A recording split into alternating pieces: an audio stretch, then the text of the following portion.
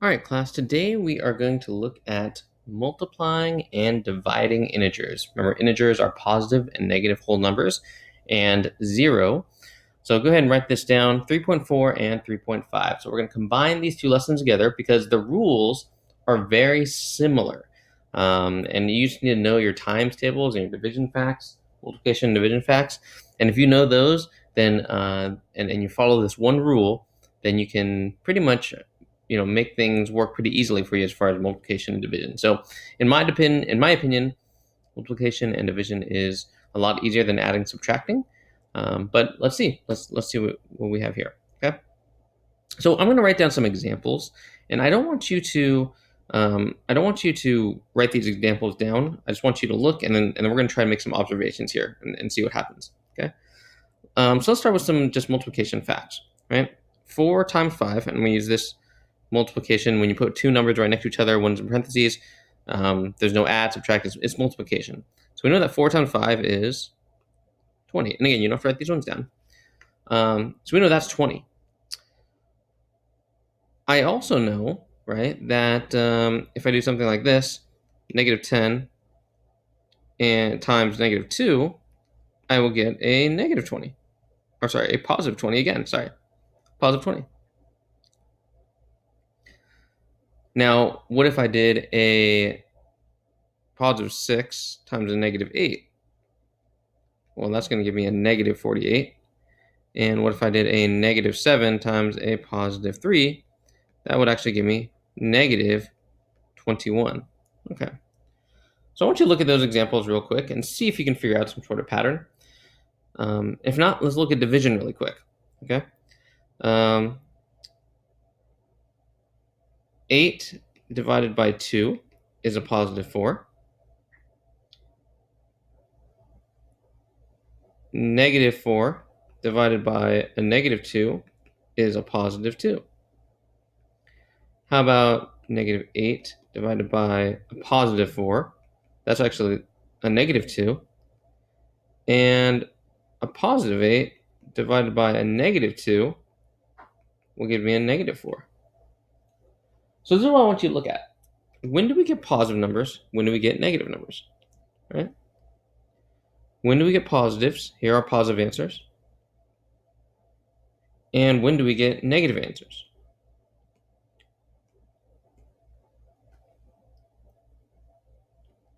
And the key is, if you haven't figured it out, is to look at the signs of the numbers you are either multiplying or dividing. Notice, if I have a positive times a positive, I end up with a positive. If I have a negative times a negative, I also end up with a positive. If I have a positive divided by a positive, I still get a positive. If I have a negative divided by a negative, I still get a positive. So let's put that in a little chart, and we'll come back to these, and we'll see how it works for the negatives. Right? So please do write this down. Okay. Multiply and divide rules. So it appears that if I have a positive and another positive, whether multiplying or dividing, the end result will be positive. And if I have a negative and a negative, whether multiplying or dividing, the result will still be positive. Okay, well, let's look at the negative ones. What happens here? If I have a positive times a negative, I end up with a negative answer. If I have a negative times a positive, I end up with a negative answer. Interesting. Same thing over here. A negative divided by positive gives me a negative answer. A positive divided by a negative gives me a negative answer. So what we can see here is, let's put this in a chart here. So if I have a positive, I'm doing a different color here. If I do a positive times a negative, I end up with a negative. And if I have a negative times or divided by positive, I also get a negative. So what we can see here is this. We can sum it up here. If we have a same sign, we're going to get a positive answer. If we have different signs,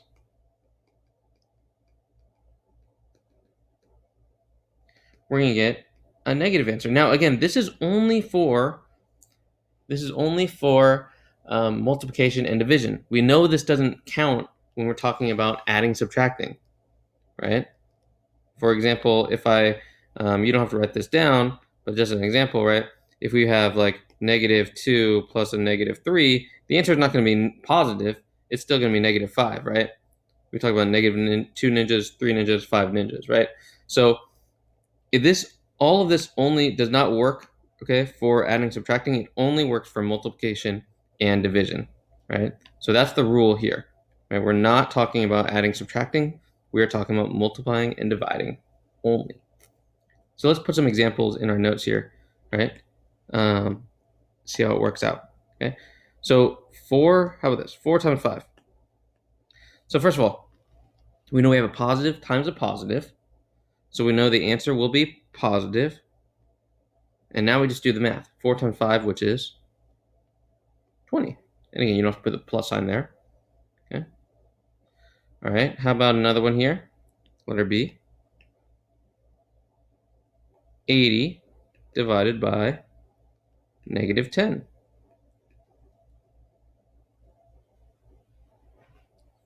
You can go ahead and do this one. All right. We said this is a positive and that. So we see that this is a positive 80, but this is a -10. So we have different signs. So then that means that our answer will start out as, we know it's going to be negative. And now we just do 80 divided by 10, which is 8. So your answer is -8.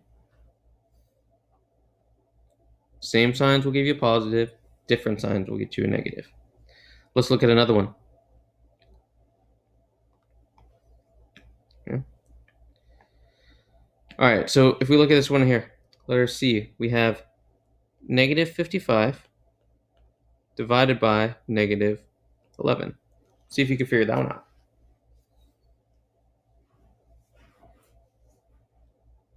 Again, this is where people might get confused and they think, oh, well, I got some negatives here. My answer should be negative. Is that how that works?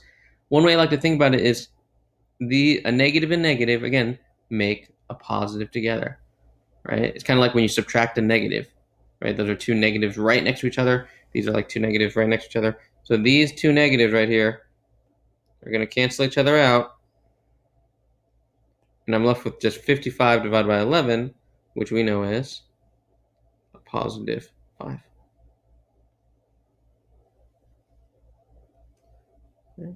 One more, just so we can see it. Okay. Letter D. -6, a negative, times a negative. What should we get there?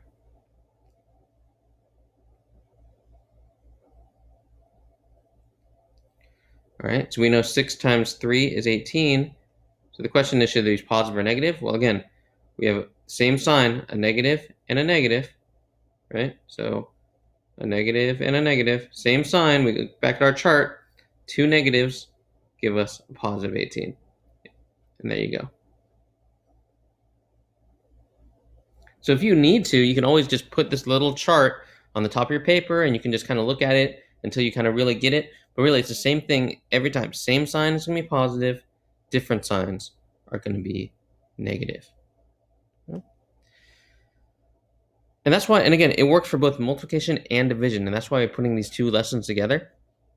In the textbook, it is two separate lessons, but you can think about it. If you know how to multiply and divide, and just knowing about the signs, then you're going to be able to do this one. No problem. All right? Okay, so let's move on to some of the harder stuff, which is exponents.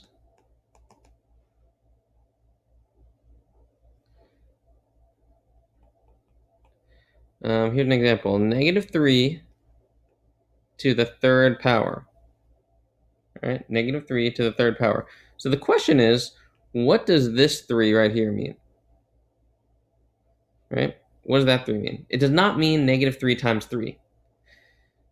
If I want to write negative 3 times 3, I would just write negative 3 times 3. Instead, what this means, this number determines how many times you're going to multiply the negative 3. So it's going to be negative 3, there's one time, times negative 3 times negative 3. Right? There's your 3 times. 1, 2, 3. So the question is, will this be positive or negative? What do you think? Do you think the answer to this will be positive or negative? This one's a little bit tricky because we haven't done 3 numbers yet. Well, let's see how it works out. Some of you are thinking, well, there's multiple, they're all the same, so maybe that means if they're all the same, that means it's going to be positive. But some of you might have figured out what's actually happening here. Remember, we can only do 2 things at a time, so this is what we're going to do. Negative 3 times negative 3 is positive 9. And then we drop this one down, and you end up with a negative 3. So is the answer positive or negative? Well, positive times a negative will give us a negative. 9 times 3 will give us 27. Let's have you guys try one on your own.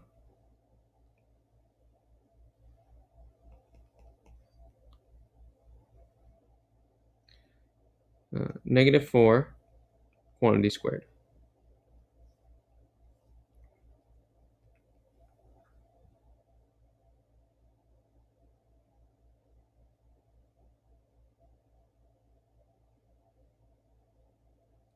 All right.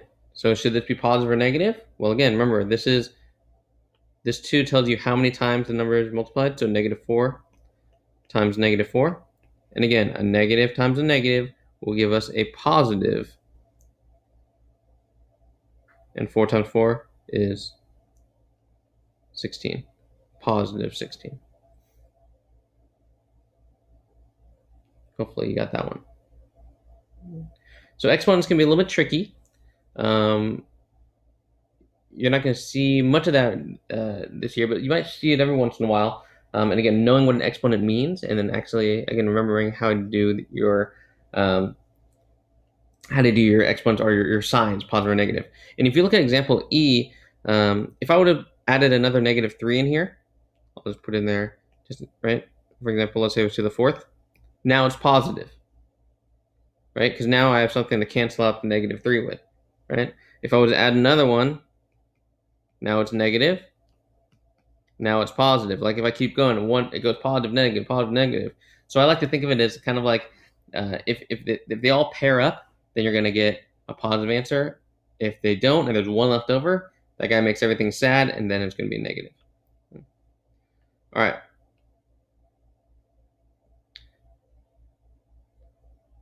So let's move on. One more little piece here.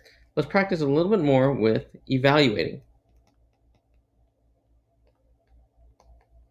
Okay, we learned a couple of days ago what evaluate means. Remember, that's to plug it in. So let's do some problems here. Let's say that x is equal to negative 4 and y is equal to, let's make that positive 8. So this is what I want. I want to know what is y divided by x. Let's do a few problems here together. How about x times y? Let's do those two. Okay. So y divided by x and then x times y. Let's see what we get.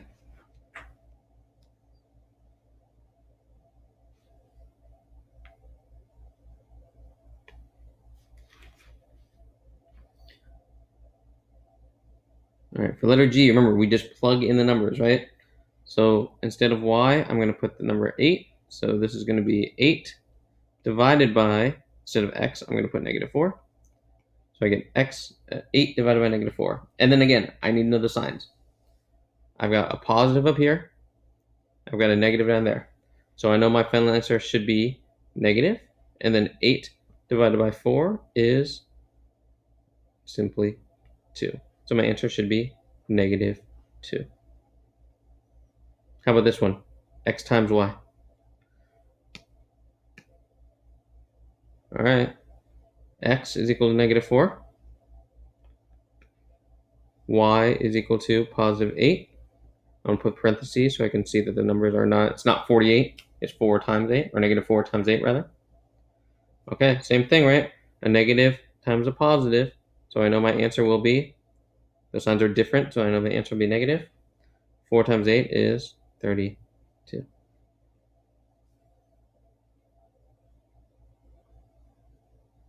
Okay, so hopefully that makes sense. Again, the key is this when you're doing multiplication and division. You should know right away if the answer will be positive or negative, right? Again, when you're multiplying and dividing. Again, this has nothing to do with adding, subtracting, right? Sometimes people get confused after we do this lesson and they forget how we did adding and subtracting the lessons before. This only counts for multiplication and division, right? So when you have the same sign, add positive and positive, positive times a positive, divided by positive, you will get a positive. Negative and negative, either multiplication or division, you'll get a positive.